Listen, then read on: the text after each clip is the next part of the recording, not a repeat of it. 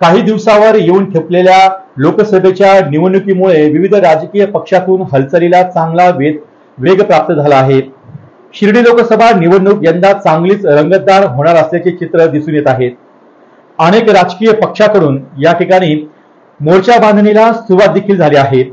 यातच काँग्रेसमधील अभ्यासू चेहरा या निवडणुकीच्या माध्यमातून समोर येत आहे। राज्य महिला आयोगाच्या सदस्य असलेल्या उत्कर्षा रुपवते या शिर्डी लोकसभेसाठी उमेदवारी करत आहेत। यांची या जनसामान्यांमध्ये चांगलीच पकड आहे। विविध पदाच्या माध्यमातून त्यांनी काँग्रेसमध्ये काम केलंय। काँग्रेस नेते बाळासाहेब थोरात यांच्या निकटवर्ती म्हणून सुद्धा त्यांची ओळख आहे।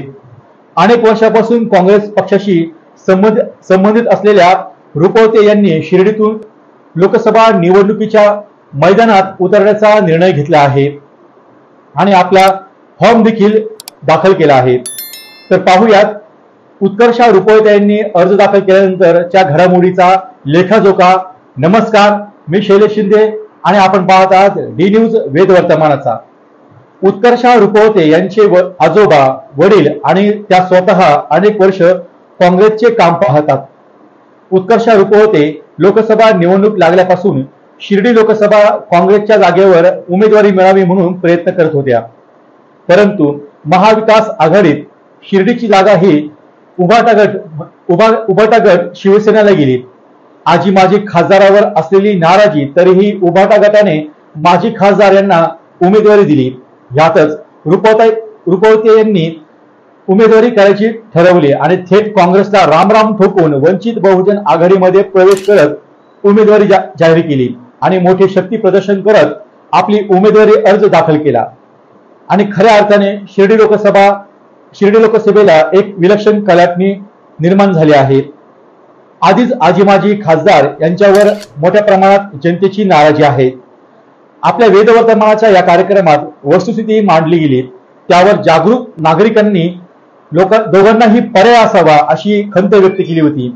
आता आजी माजी खासदारांवर असलेली प्रचंड नाराजीमुळे मतदारांना नवीन पर्याय निर्माण झाला असल्याचे बोलले जात आहे।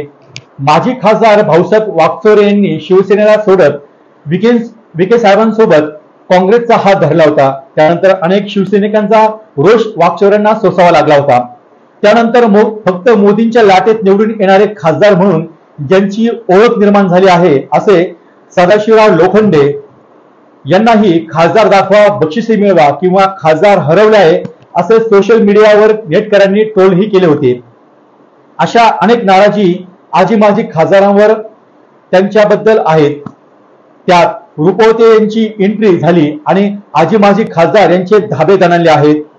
शिक्षण मंत्री, वित्तमंत्री आणि विधानसभेचे अध्यक्ष म्हणून ठसा उमटवणारे मधुकरराव चौधरी हे उत्कर्षा रुपवते यांचे आजोबा, तर माजी मंत्री दादासाहेब रुपवते यांच्या त्या नात असून प्रदेश काँग्रेसचे माजी प्रवक्ता प्रेमानंद रुपवते यांच्या त्या कन्या आहेत। त्यामुळे कुटुंबातूनच मोठा राजकीय वारसा लाभलेल्या उत्कर्षा या सध्या दादासाहेब यांनी स्थापन केलेल्या बहुजन शिक्षण संघ या संस्थेचा कारभार पाहतात। उत्कर्षा रुपवते यांची राजकीय कारकीर्द मोठी आहे। महिलांचे अनेक प्रश्न आहेत, ते सोडवण्यासाठी त्या शहर, गाव, खेडे, वाड्या वस्तीवर जाऊन महिलांच्या समस्या जाणून घेतात आणि त्या सरकार दरबारी जाऊन मांडतात आणि त्या महिलांना न्यायही देण्याचं काम करतात। तर जनतेच्या न्यायासाठी आणि हक्कासाठी आंदोलन मोर्चे करतात। जनतेच्या समस्या त्या सोडवण्यासाठी अग्रस्थानी असतात। एकंदरीतच या सगळ्या बाबी लक्षात घेता उत्कर्षा रुपवते यांच्या नावाची चर्चा ही सध्या शिर्डी लोकसभेत सुरू असल्याचे बोलले जात आहे। उत्कर्षा रुपवते यांची उमेदवारी ही प्रबळ मानली जात आहे। आजी माजी खासदारांवरील असलेली नाराजी वंचितच्या उमेदवार उत्कर्षा रुपवते यांना फायदेशीर असणार का?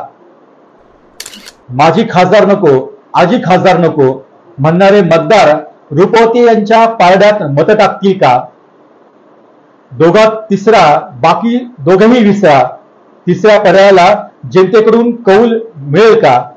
तुम्हाला काय वाटतं? तुमची मते आम्हाला कमेंट करून कळवा। तुर्तास मी शैलेश शिंदे आपली रजा घेतो। पुन्हा भेटू वेद वर्तमानाचा या कार्यक्रमात। धन्यवाद। डी न्यूज वृत्तवाहिनी सामाजिक, शैक्षणिक, राजकीय, धार्मिक, सहकार, सांस्कृतिक, कृषी या सर्व चालू घडामोडींचा वेध घेणारी वृत्तवाहिनी डी न्यूज वृत्तवाहिनी, वेध वर्तमानाचा।